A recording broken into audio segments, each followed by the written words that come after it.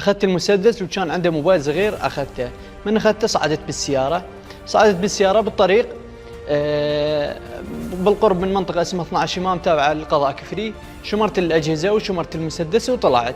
ومن طلعت بالطريق رديت اتخلص من السياره ما اعرف شلون. شفت يعني اكو جماعه ناشرين السياره يعني بدون سنوي وبدون هيك شغلات على الفيسبوك. تواصلت وياه قلت له عندي بيك اب هايلوكس دبل قماره عاليه تراوسني. قال ما عندي مشكله خليه يشوفه هو يتراوس وياك.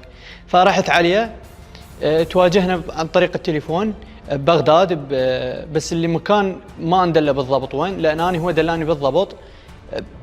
اول ما قال لي تعال على سريع شارع اسمه السريع محمد القاسم بالقرب من جامع النداء. فرحت يمه بغى يحكي وياي يطب فلان فرع يمين يسار. ف اخذ السياره مالتي واخذت السياره مالته.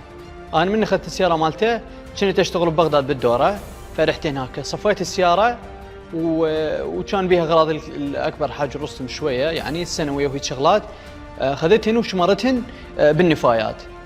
وبعدها نمت ثاني يوم بالليل. رحت كنت متجه على السوق واجتني الامن الوطني مال بغداد بالدوره ولزموني.